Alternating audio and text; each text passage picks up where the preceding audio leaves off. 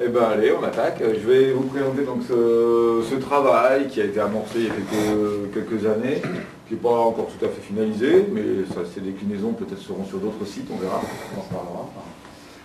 L'idée c'était de travailler sur ces glaciations vurmiennes à partir d'un indicateur qui est celui du karst, et en particulier sur la bordure occidentale des Bauges, on va en reparler.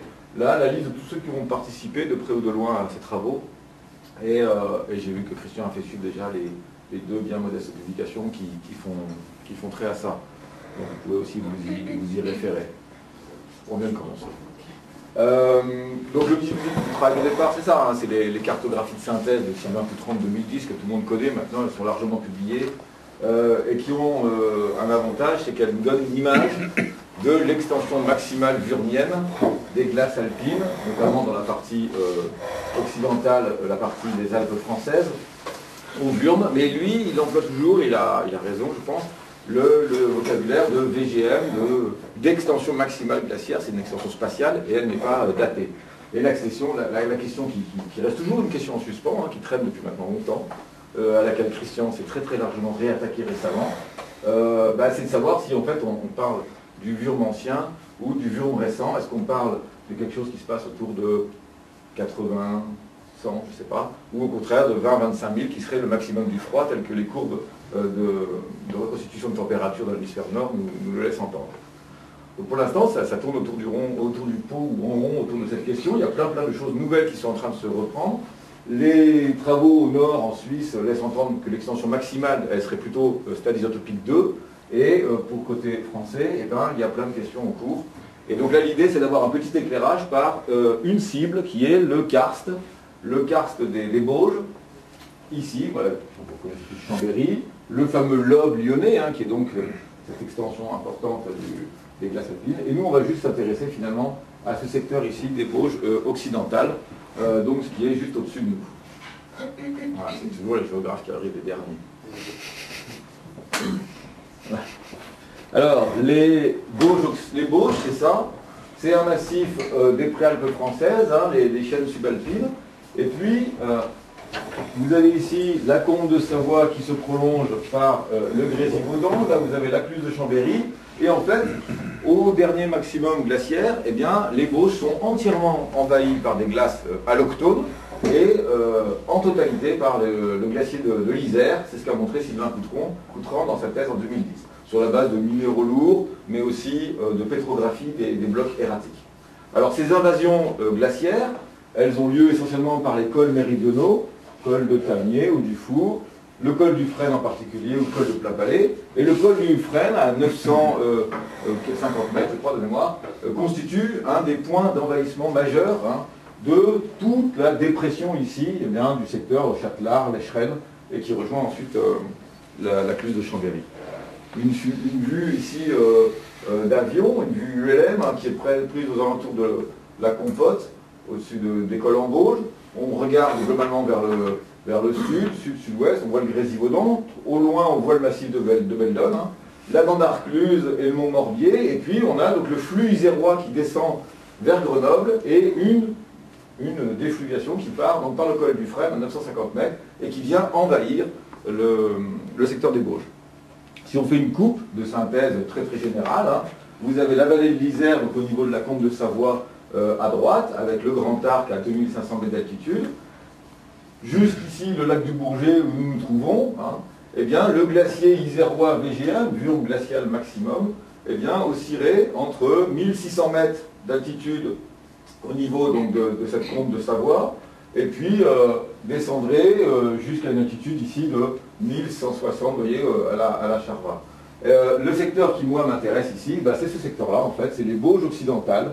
Et on a ici, vers 1250 mètres, à peu près d'ailleurs au niveau de la ligne d'équilibre glaciaire telle que Sylvain Coutran la reconstitue, hein, eh bien on a ici un karst extrêmement développé, et on va voir si ce karst est susceptible d'enregistrer cette invasion glaciaire maximale du Wurm. Alors sur le terrain, ça se traduit par ce genre de choses, un ensemble de morphologie. Moi je suis géomorphologue, je regarde les formes, que je vais décrire un petit peu rapidement, et puis surtout un ensemble karstique souterrain ici extrêmement important, sur lequel je vais zoomer rapidement, qui est le fruit de plusieurs années décennies, même je dirais, d'exploration spéléologique hein, par les spéléologues de Savoie, et en particulier le réseau de Pré Rouge, 50 km, plus de 50 km de réseau souterrain spéléologique, ce qui en fait un des plus grands réseaux français actuellement. On le met dans la classe des très grands réseaux. Hein. Pour vous donner des ordres d'idées, enfin, à partir d'une dizaine de kilomètres, on parle de très grands réseaux spéléologiques. À partir de 50 km ou 100 km, de très très grands réseaux. L'intérêt de ces grands réseaux spéléologiques, c'est qu'elles nous donnent une image où on peut faire du raisonnement de type hydrographique, circulation, organisation, hein, à la différence d'un point ou deux perdus, ça et là. Je reviendrai sur cette image. En extérieur, les morphologies qu'on observe, c'est des morphologies de rabotage glaciaire. Hein. Ici, la rive droite du Chéran en aval de l'Écherenne, on voit très très bien ces morphologies extrêmement éloquentes d'une surface qui a été littéralement rabotée par le passage du glacier, avec probablement, hein, ici à plusieurs endroits, des écoulements sous-glaciaires qui ont pu créer ce genre de petites incisions. Je vous rappelle qu'on est en dessous de la ligne d'équilibre, même au moment de l'extension maximale, donc on est toujours en contexte de glacier dit tempéré. C'est-à-dire on n'est pas un glacier qui est collé, on est un glacier qui circule. Et sous terre, donc on a ce type de dépôt, hein, qui manifestement est le produit de pénétration assez importante de galets, de matériel fluvio-glaciaire, donc d'origine glaciaire mais transporté par des fleuves, c'est pas la glace qui rentre sous terre évidemment, c'est des eaux, et qui va donc nous laisser des traces.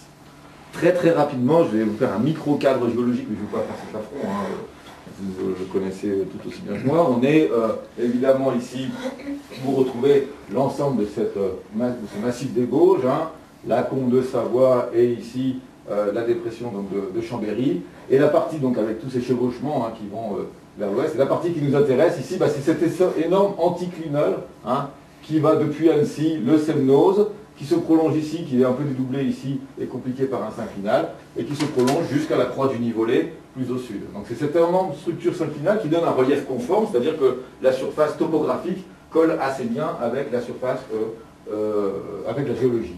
Et puis, l'accluse du Chéran, hein, qui trépanne cet ensemble-là, et puis un certain nombre de décrochements ici qui décalent ici les couches, et l'ensemble karstique qu'on va étudier il est justement ici. Je passe rapidement sur ces aspects-là.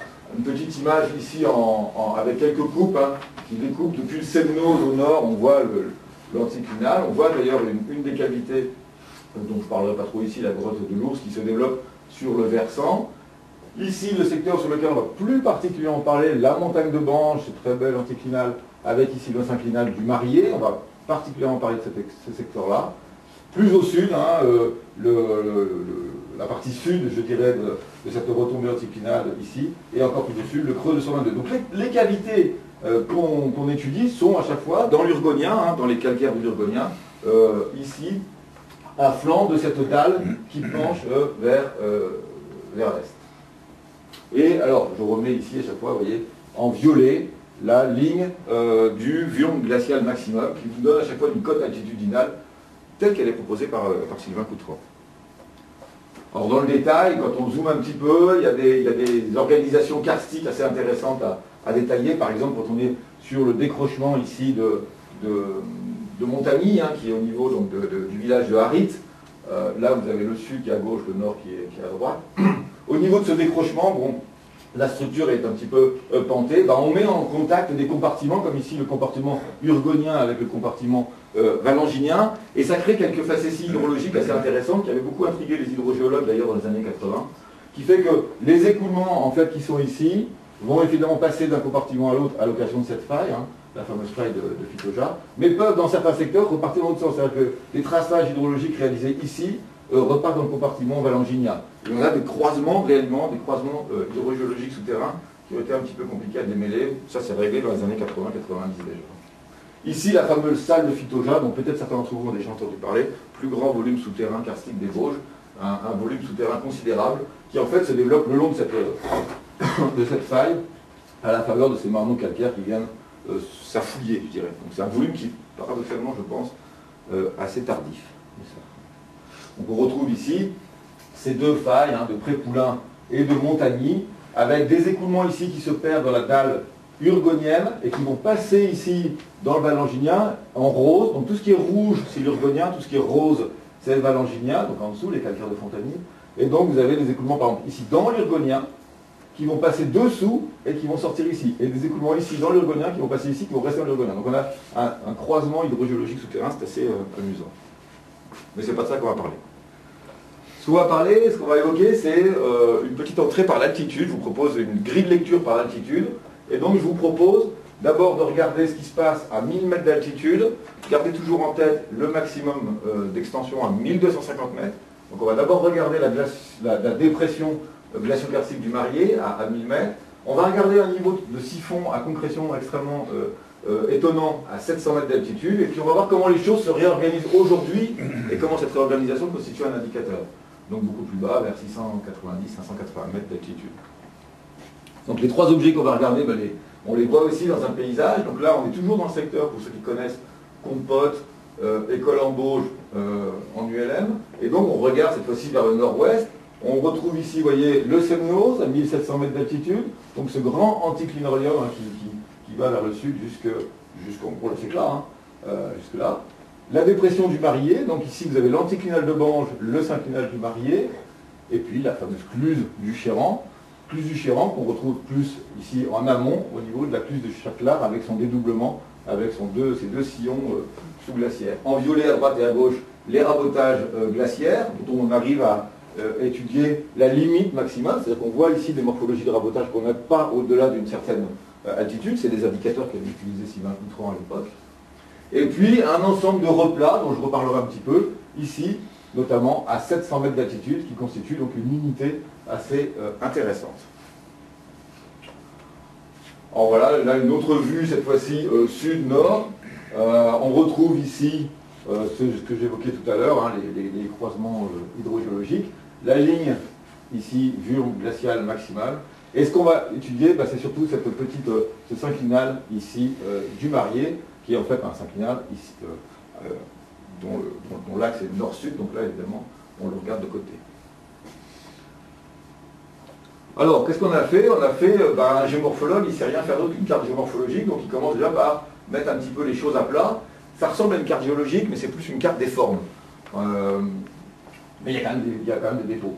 En dépôt principal, il y a cet ensemble violet que vous voyez tout de suite, qui est un ensemble, je dirais, voilà, on a mis remplissage glaciaire indifférencié, parce qu'on ne savait pas trop ce qu'il y avait, donc on a mis ça. C'est du remplissage glaciaire, c'était déjà identifié comme tel par la carte géologique, on a simplement un petit peu affiné les contours de ce dépôt. On a de chaque côté le flanc de cette dépression qui est totalement structural, hein, on voit très bien ces belles surfaces structurales qui sont donc conformes au pendage. En rouge, on a tout ce qui est réseau karstique, on est dans les parties amont du secteur de Pré-Rouge, on a des très grosses densités de réseaux karstiques, hein, c'est ça qu'on va un petit peu en regarder en détail. Et puis dans les parties sommitales, des dépressions qui sont sans doute glacio-karstiques, avec, on en reparlera, des cirques glacio-karstiques, donc des présences ici possibles de glace à certains moments.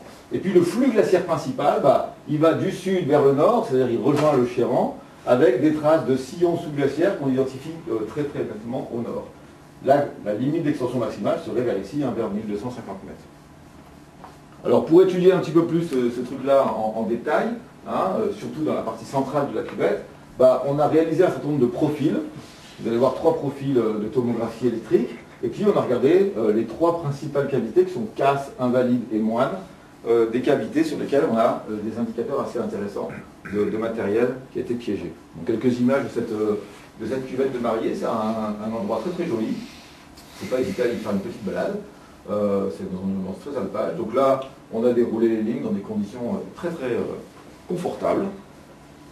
Voilà les trois lignes qui font, vous voyez, de l'ordre de 500 mètres de longueur pour les 2 plus importantes, et c'est surtout les 2 du haut dont je parlerai. Et puis on a mis en évidence comme ça un remplissage dont la nature n'est pas bien nette, mais on sait qu'on a les calcaires ici qui apparaissent de manière assez nette ici en surface structurale, ici et là de manière très nette, conforme donc au pondage. Et on a une épaisseur assez considérable qu'on a évaluée ici à 50 ou 60 mètres au maximum, ce qui est quand même assez considérable. Sur ces deux, alors ça c'est l'interprétation, hein, elle peut encore discuter du reste.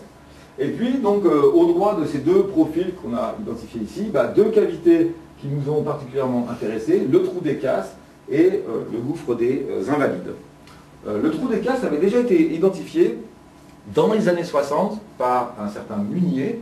Et oui, il y avait déjà un Munier qui s'intéressait aux histoires de glace à l'époque, et qui avait déjà compris pas mal de choses, puisqu'il avait identifié une des coupes dont je vais vous parler. La coupe ici. Alors cette coupe-là, elle est intéressante, puisqu'on a un ensemble de galets fluvio-glaciaires, scellés par une coulée stalagmitique, et l'ensemble est à nouveau scellé par un nouveau dépôt fluvio-glaciaire. Munier, en 65, décrit déjà cette coupe, et dit, bah, c'est facile, ça c'est le Rhys, et ça c'est le Wurm. Bon, évidemment, il va un peu vite en besogne, mais on est en 65, hein, il a déjà compris en gros les éléments principaux des trucs. Et puis dans le trou des Invalides, une découverte beaucoup plus récente, eh bien là on a le même dispositif, je dirais 1, 2, 3, et puis on a le reste numéro 2, donc ce qui constitue le dépôt de calcite pris en sandwich, qui lui est assez lacunaire, puisque l'ensemble de la coupe a été complètement réévidé par la rivière souterraine, il ne reste que quelques petits plaquages. Et le dépôt numéro 3, lui, a à peine un petit film de calcite qui le cimente et qui reste comme ça au plafond. C'est assez intéressant et spectaculaire. Alors cette coupe-là, identifiée par Munier, avait déjà été prélevée par Fabien Bléa dans les années 90 et elle avait donné une date du uranium-thorium à 43 000 ans en méthode alpha. Je vous garantis que j'ai redonné le coup de marteau exactement au même endroit. Et on a fait cette date en ICPMS avec les collègues du LSCE. Et on est à 65 000 ans, avec des incertitudes qui sont assez limitées. Et on a 3 dates, hein, vous voyez ici, 65,1, 63,6, 63,3. C'est assez solide. Et voici l'autre côté de la coupe, hein, puisqu'on la voit des deux côtés. Donc on a ici un ensemble qui, finalement, nous dit juste une chose.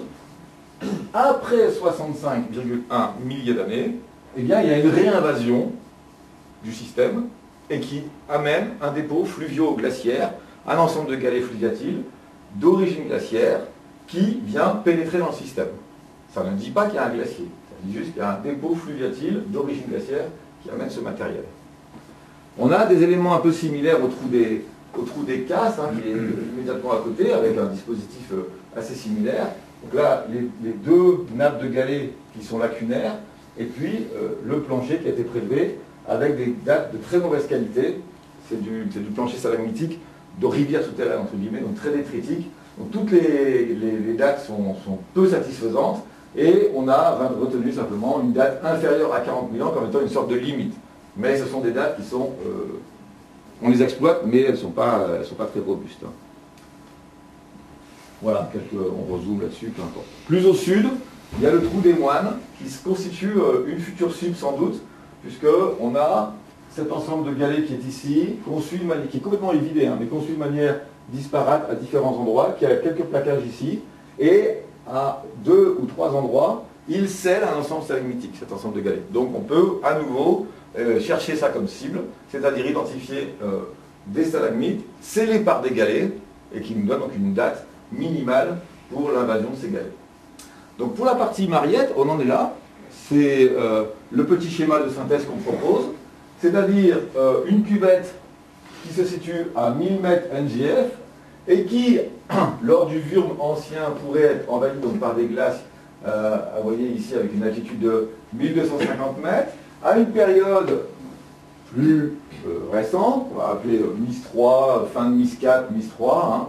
Eh bien, on a donc, la cuvette est libérée des glaces, on a un retour à des conditions environnementales qui permettent la pousse et la croissance de stalagmites, hein. C'est notamment les dates à 65 ou inférieures à 44, et on aurait, au stade isotopique 2, eh bien, soit des glaciers locaux qui apporteraient du matériel qui viendrait se mêler avec le matériel déjà présent ici pour donner ma deuxième nappe de galets. Hein, ce que j'appelle CFGI, c'est les cônes fluvio-glaciaires intrakarstiques, c'est la pénétration du matériel, soit une récurrence iséroise qui viendrait réenvahir la cuvette jusqu'à ce niveau-là. Et enfin, aujourd'hui, on a donc incision des séries des couples, et puis à nouveau des stalagmites de type Holocène qui ne nous intéressent pas trop ici, qui viennent se mettre en place. Donc la question n'est pas bien tranchée en fait, hein, de savoir s'il faut réinvoquer des écoulements ou une dégradation environnementale qui fait la pénétration de ce matériel-là ou une véritable récurrence iséroise. Ben pour l'instant, on n'a pas réussi à trancher de manière si nette que ça. sur la base du fait qu'il y a un stock de matériel sédimentaire extrêmement important disponible ici, qui de toute façon va re-rentrer dans le système karstique. Donc on ne tranche pas. Descendons un peu plus bas en altitude, et allons voir cette histoire de siphon à concrétion à 700 mètres d'altitude. Ça, c'est quelque chose qui m'a beaucoup interpellé. Dans le réseau de Pré-Rouge, hein, après des plongées assez importantes, de plusieurs dizaines d'heures, qui engagent des plongeurs pour plusieurs jours, donc c'est vraiment, en gros, il y a 3-4 personnes qui y vont, ils ramènent un petit bout de film, et un jour, je vois le film et je vois ça. Et donc, je vois des concrétions assez importantes, là, vous avez là la taille de ces concrétions, dans un siphon qui est perché. Eux-mêmes, c'était évidemment interloqués de ce genre de choses. Je les attrape, je leur dis c'est pas possible d'avoir des concrétions qui poussent sous l'eau, donc elles ont poussé avant que l'eau soit là, donc il y a bien un réenvahissement de ce conduit par de l'eau. L'eau est pérenne, hein, c'est noyé en permanence, hein. C'est pas du tout du temporaire. Hein. Donc c'est noyé en permanence. Je leur ai dit, vous me ramenez 2 concrétions et je vous donnerai en échange l'équivalent en vin. Ce que j'ai fait. Et on achète les gens comme on peut. Hein. En vendeuse, quoi. Ben oui. Et ça, c'est côté Pré-Rouge. Et une autre équipe de plongeurs travaille côté. Donc Pré-Rouge, on est là, hein, rivière de Pré-Rouge. On est très en amont dans les parties qui sont là. Je vous remettrai sur le plan après, si je vous mets sur ce plan-là. Voilà, ici, vous avez ici le siphon de Pré-Rouge. Donc ils font plusieurs siphons. Et au niveau du S9, S10, ici, eh bien, donc à plusieurs kilomètres de l'entrée, hein, ils découpent ce fameux ensemble. On a un karst symétrique en face, qui est le karst Bange-Eau-Morte, qui est exactement le même, en symétrique, plus petit en taille. Hein. 50 km de développement spéléologique ici, 5 km ici. Mais néanmoins, l'équipe des Hauts-Savoyards, oui, parce qu'il se trouve que c'est en plus la équipe départementale.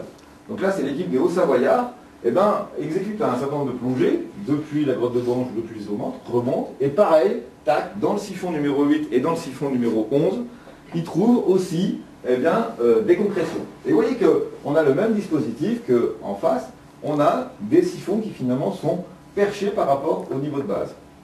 J'ai fait vite une petite image de synthèse, c'est plutôt celle-là qui est intéressante. Vous avez finalement l'Accluse du Chéran au milieu, Pré-Rouge à 580 mètres d'altitude, hein, et puis vous avez donc le niveau de base, je dirais ici. Là vous avez le nom de la combe qui est un peu perché, parce qu'on a un décalage géologique, donc les deux sucis coulent au niveau de son contact base urgonienne, je dirais, hein, urgonien, austrien.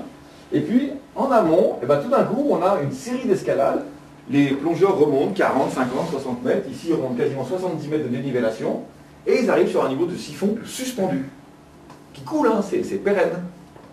Alors moi, j'ai interprété ça en me disant, on a quelque chose, on a une rupture, si vous voulez, dans le profil piezométrique. Cette rupture n'est pas normale. Et finalement, on a quelque chose qui est en cours de réajustement. C'est-à-dire qu'on a un niveau de base qui manifestement devait être plus bas, et remonter, et puis en train de redescendre. Et le en train de redescendre, c'est finalement des vagues d'érosion régressive souterraines, notées ici C, qui sont en train, par déblaiement du système karstique, déblaiement des comblements alluviaux dans le karst, de réatteindre ces secteurs-là. Et ça reste perché, et donc ça piège encore des concrétions qui, un jour, vont se faire relibérer. Mais ça veut bien dire qu'avant, ça ne l'était pas. Et ça veut bien dire qu'avant, ces systèmes-là étaient libres d'eau.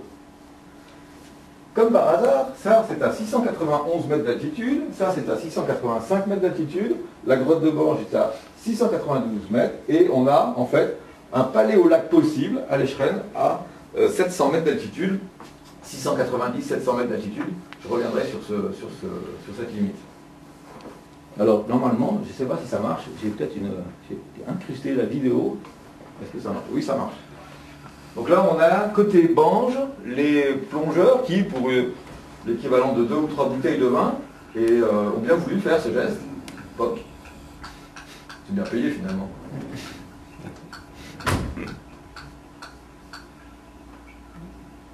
Bon, c'est loin, hein. Il n'y a pas grand monde qui va jusque-là quand même. Et donc, ils ramènent cette concrétion. En fait, de ce siphon, ils en ont ramené 3.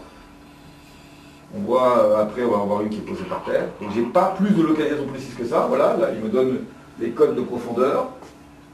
C'est pas profond. Et on en voit une qui est déjà prélevée, qui est par terre. Et de l'autre siphon, donc j'en ai 2.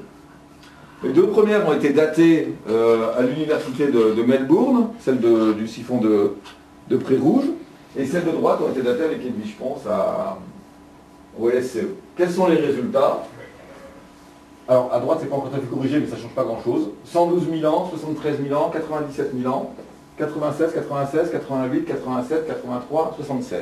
Un ensemble quand même assez homogène, hein, de dates qui nous met finalement dans la fin du 5E, le 4, mais dans une période où manifestement les concrétions poussent et le niveau de base est plus bas. Voilà, c'est ça l'information essentielle. Les concrétions poussent, donc il y a des conditions environnementales qui le permettent, le niveau de base est plus bas, et, a priori, c'est le niveau de glace. Et après ces dates-là, il va se passer quelque chose, et ce quelque chose va faire remonter le niveau de base à un niveau suffisamment important et suffisamment pérenne pour contraindre ces écoulements qui vont rester à cette altitude-là. Alors, l'interprétation possible, eh bien, c'est justement l'existence possible d'un paléolac. Ce paléolac, c'est pas moi qui l'ai inventé, hein, il avait déjà été identifié, et c'est d'ailleurs ça qui m'avait fait d'ailleurs chercher le truc, et je reviendrai dessus en synthèse tout à l'heure, vous allez voir, qui se situerait donc vers paléolac, paléosurface, on peut encore discuter, vers 700 mètres d'altitude donc, et qui envahirait finalement l'intégralité de la cuvette de l'Eschweb. Alors quand on le suit sur le terrain, bah, on suit un certain nombre de replats. Hein. Il n'y a pas de dépôt véritablement visible, c'est une topographie extrêmement molle, mais ça se suit très très bien jusqu'à École-en-Vosges, où ça vient se raccorder à un delta qui vient finalement un peu progradé dans ce paléolac possible. Et puis inscrit dans cette surface que vous voyez ici en bleu, eh bien, un ensemble de dépôts à 690 mètres, 580, et puis les basses terrasses actuelles du Chéran, qui cette fois-ci sont plutôt des terrasses fluviatiles. Je passe rapidement sur la grotte de Bange pour sa partie vraiment tronçon ici. Donc j'ai un peu plus étudié ce tronçon-là. Il y a une petite histoire amusante, donc je passe très très vite parce que à l'échelle de la synthèse, elle n'est pas majeure. La grotte s'ouvre à 700 mètres d'altitude et puis descend sur quelques dizaines de mètres de dénivellation pour rejoindre le niveau des écoulements. C'est là que les plongeurs commencent à descendre. Ce qu'on observe très très nettement, c'est à plusieurs endroits dans la cavité des morphologies très très nettes d'écoulements noyés remontant. Donc on a les preuves manifestement d'un écoulement qui est, depuis le niveau actuel jusqu'au niveau ancien de 700 mètres, est remonté. Et puis ici un dépôt important qui vient sceller et qui a été réentaillé historiquement pour les besoins de visite touristique à la fin du 19e, le début du 20e. Très rapidement, parce que c'est plus une histoire plus récente, voici une coupe de synthèse de la grotte que vous voyez en bas, hein, porche nord, porche sud, depuis 690 mètres jusqu'au niveau ici de la rivière souterraine. On identifie deux choses importantes, hein, essentiellement le scellement ici par une séquence monde-milcheuse que je vais noter ici, hein, qu'on voit ici, là. Mais surtout, en dessous, on a un énorme cône de matériel qui a fait remonter le niveau de l'eau, et on a ici au point numéro, à la section numéro 4, eh bien, des stalagmites ici, et ces stalagmites que vous avez ici ont été datés, et simplement on arrive à montrer que le rayonnement de ça intervient après 30 000 ans. Ça pas, je vous dirai après dans la synthèse comment ça se rapproche, c'est sans doute ici peut-être un effet un peu plus local. Et puis à un autre endroit, dans une galerie, ici, on a la stalagmite F ici, à 158 000 ans, qui elle est scellée par des dépôts fluvio-glaciaires, mais elle est tellement ancienne et elle est tellement basse en altitude que c'est pas très surprenant. Le dernier point à voir, c'est comment le drainage se réorganise aujourd'hui, donc au niveau le plus bas, hein, de 690 à 580 mètres NGF, eh bien, c'est-à-dire en dessous de ce replat fluvio-glaciaire ou fluvio-lacustre de la taillette de 700 mètres, eh bien, on va être à l'aval, donc dans les derniers stades d'incision. Là, on retrouve la double incision du Chélar dont je vous ai parlé à un moment donné, hein, une incision sous-glaciaire possible ici, et puis le Chéran actuellement qui passe ici, et qui s'écoule à 660 mètres d'altitude. Hop, je remets sur la carte ici, voilà. Donc les derniers stades d'incision du Chéran, hein, depuis 690 mètres, ensuite 580 mètres pour les terrasses moyennes, notamment les terrasses d'Attilly, certains les connaissent peut-être, elles sont très, très spectaculaires, je vais voir la photo après, et puis les niveaux de base. Et on va voir un petit peu cet emboîtement-là et les conséquences dans le karst de Pré-Rouge. Voici ici la séquence, vous voyez ici entre 625 et 660, un dépôt relativement bien stratifié, compact. Et quand on est sous terre, eh bien, dans le système de Pré-Rouge, dans sa partie la plus à l'aval, un certain nombre de capteurs de pression ont été placés à différents endroits du système karstique. Voici le schéma le plus important. On est, c'est celui-là qu'il faut expliquer, on est donc ici dans le système aval de Pré-Rouge, 580 mètres d'altitude, au niveau du Chéran, et puis, sur une distance qui est assez modeste, hein, on pénètre dans le système karstique sur les 150 ou 200, allez, 300 mètres, on a placé un certain nombre de capteurs. Ça, c'est géré par le comité départemental de spéléologie qui gère ces capteurs, essentiellement dans un premier temps pour étudier les hauteurs d'eau et comprendre les risques liés à la fréquentation souterraine de ce massif. Et qu'est-ce qu'on voit donc? C'est que les mises en charge, à chaque fois vous avez ici la zone noyée, la zone épinoyée, c'est-à-dire la zone temporairement noyée. Ces mises en charge sont assez importantes, hein, puisque dans la partie ici la plus à l'amont, on a une mise en charge de l'ordre de 34 mètres de dénivellation. C'est-à-dire que le niveau d'eau monte de 34 mètres et va former donc ici une surface piézométrique de crue, évidemment qui a une certaine pente. Moi ce qui m'intéresse, c'est de regarder comment fonctionne cette mise en charge sur un épisode de crue et comment ça se relaie avec ça, cet étagement de terrasse médiane, terrasse inférieure. Eh bien, il y a un épisode qui est assez amusant. C'est l'épisode du 16 juin 2015, où vous avez ici représenté sur, vous voyez, 24 heures, une crue, et vous avez l'ensemble des points sur lesquels cette crue a été enregistrée. Les points, c'est ici, d'amont en aval, le siphon Loubens, le vilebrequin, j'ai oublié le nom de ce truc-là, ça c'est la mesure de la pression de l'air, le métro, le lac des touristes. Ce qui compte, c'est surtout le siphon Loubens et ce qui se passe à l'aval. Le siphon Loubens, c'est le principal, c'est l'amont. C'est celui qui est en bleu ici. Là, vous avez un détail simplement de ce qui est ici. Un détail de la montée de crue. On voit très très bien que la montée de crue va s'opérer. Et puis à chaque fois, donc, tout suit avec un certain décalage de temps. C'est normal, c'est la vague de crue qui arrive vers l'aval, qui va se déverser, qui va se déverser, qui va se déverser. Pas de problème. On voit aussi que les parties aval sont bornées, hein, et vont, à partir d'un certain seuil, finalement, ne plus avoir de hauteur, et c'est la partie amont qui va prendre le relais, comme s'il y avait un seuil, comme si la partie aval était trop limitée en taille, et que c'est la partie amont qui va être obligée d'accumuler la surcharge. Ça n'arrive que sur les très grandes crues. Et ce qui est amusant, c'est de regarder le détail de ce qui se passe sur le siphon Loubens et sur la pression atmosphérique dans l'air. Il y a un capteur qui est placé dans l'air, ici, là. Celui-ci, il ne prend jamais l'eau. On sait qu'il est au-dessus du niveau de l'eau en permanence. Et bien ce qui se passe, c'est que dans un premier temps, on le voit sur le schéma de droite ici, vous avez une montée de la pression. En rouge, c'est la pression atmosphérique extérieure. Elle ne bouge pas, elle ne change pas pendant tout l'épisode. Et en bas, vous avez ici la pression atmosphérique de la grotte ici en noir. La pression atmosphérique, donc, ou la hauteur d'eau, comme vous voulez, dans le siphon Loubens monte. Au-delà d'un certain niveau, eh bien, la pression atmosphérique de la grotte va suivre la même chose. Pourquoi? Parce qu'à l'aval du système, le système s'est fermé, vous êtes rempli d'eau, et donc vous avez une bulle d'air qui est prisonnière et qui va monter elle-même en pression. Ensuite, le système, la crue commence à s'amorcer, et ce qui est très amusant, c'est que pendant qu'il y a la crue qui redescend, eh bien, à l'aval, au contraire, le système ne s'est pas encore réouvert. C'est-à-dire que comme les conduits à l'aval sont de plus en plus modestes, eh bien, l'air, enfin, c'est un bloc, c'est comme une pompe à l'eau, donc vous pousseriez, vous attendez un petit peu, puis après vous retirez. Et donc, la pression atmosphérique, cette fois-ci, dans la bulle qui subsiste, va se mettre à décroître, et elle descend. Et évidemment, elle va rattraper petit à petit la pression atmosphérique extérieure avec un certain temps. Qu'est-ce que ça nous dit finalement, ça? Ça nous dit surtout une chose, ça nous dit que les conduits à l'aval sont sous-dimensionnés par rapport au système karstique. Le système karstique n'a pas encore atteint son équilibre en termes de dimensionnement des conduits dans la partie aval par rapport à la partie amont. Donc ça nous dit quelque chose de l'incision. Et puis ça nous dit que l'ensemble ici du versant est beurré, tapissé, beurré au sens de tartine de beurre, hein, de dépôts glaciaires qui créent une étanchéité considérable du système karstique, puisque ce genre de processus, évidemment, ne s'observe jamais en karst. En général, un karst, c'est quelque chose qui est totalement ouvert sur l'extérieur. Les fuites d'air sont extrêmement importantes. Là, il n'y a pas de fuite d'air. Le système est entièrement colmaté. Donc voilà, j'ai envie d'essayer d'aller un petit peu plus loin sur cette histoire-là, comprendre comment ce beurrage intervient à un moment donné, évidemment en lien avec une histoire qui est celle de nos glaciers, et comment le système n'est pas encore réorganisé. On saisit là quelque chose qui est du domaine de la réadaptation, qui est assez intéressant. Synthèse, et après j'arrête de vous embêter.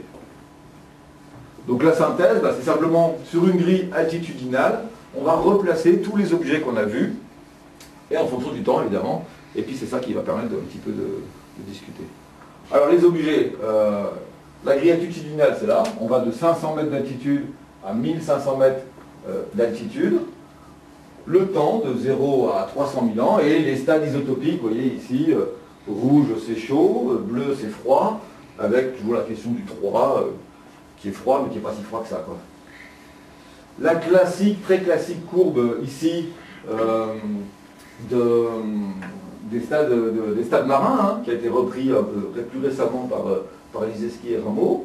Donc c'est la courbe qui permet de définir ces stades isotopiques de l'oxygène. Et puis la fameuse courbe North-Grip, qui est utilisée très très largement, qui est beaucoup plus détaillée pour ici donc le delta O18. Donc ça nous donne des calages mondiaux. Ça fait des calages mondiaux.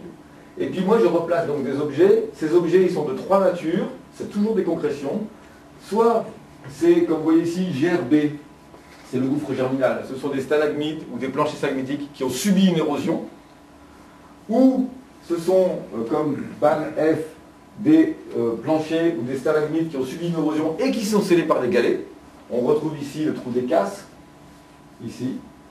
On retrouve ici le creux des Invalides, ici. Et puis, j'ai ici un ensemble de concrétions qui, elles, ont subi, après leur pousse, un emmoînement. Donc j'essaye à chaque fois de trouver des objets qui ont vécu quelque chose après. Érosion, scellement par des galets ou emmoîtement par de l'eau. Et je les replace dans cet ensemble.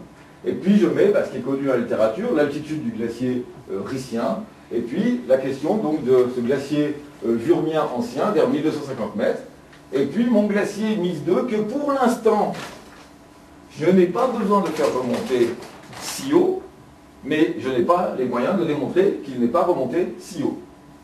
Ça, c'est mon petit problème. Donc, en tout cas, pour l'instant, je peux raconter au moins deux choses. Je peux dire que, après la mise en place de ces stalagmites, en gros, dans le stade isotopique 5, quand il fait à peu près bon, eh bien, j'ai quelque chose qui se passe ici, ou au minimum à cette altitude-là, qui va me réennoyer et créer ce lac et qui va me barrer mes écoulements. Et puis, peu de temps après l'extension, une des extensions maximales, et probablement l'extension maximale du Vurm 4, eh bien j'ai quand même des concrétions qui poussent et qui après vont subir quelque chose. Ce quelque chose, c'est soit ça, soit un glacier plus haut. Alors pour le paléolac qui est là, c'est possiblement le stade de déglaciation détroit que propose Coutran. Sylvain Coutran, dans sa thèse, il crée une chronique de déglaciation sans attribuer véritablement d'âge, mais il dit à un moment donné, au lac de la Sémine, il se cale sur le lac de la Sémine, ça lui permet de caler l'altitude ici du glacier de l'Isère dans la cluse de Chambéry, et à ce moment-là, il est obligé de mettre un lac ici. Ce lac-là, il le met à 700 mètres d'altitude, sans même aller voir sur le terrain, on en a discuté longtemps, mais simplement sur les bases des extensions qu'il y a là. Ça colle exactement à ce dont j'ai besoin. Pour l'instant, ça marche bien. Donc possiblement, ce qu'on a identifié là, postérieur au stade isotopique 4, ou bien après, ça pourrait être ce stade-là. Et puis, pour la deuxième partie de l'histoire, l'extension du MIS 2, pour l'instant, je ne sais pas répondre à la question. Je peux dire que je n'ai pas besoin de le mettre très haut, mais je n'ai pas les moyens de montrer qu'il n'était pas plus haut. Voilà, un petit schéma de synthèse aussi, cette fois-ci, avec une vue en cavalier. On retrouve l'ensemble des objets, vous voyez, qui sont calés en altitude, des temps, T1, T2, T3, T4, je ne vais pas insister là-dessus, qui permet de raconter une histoire, cette fois-ci avec une lecture qui est la lecture des niveaux de base, puisque les glaciers font à chaque fois descendre et remonter les niveaux de base. Voilà. Si vous avez des questions, on peut en discuter.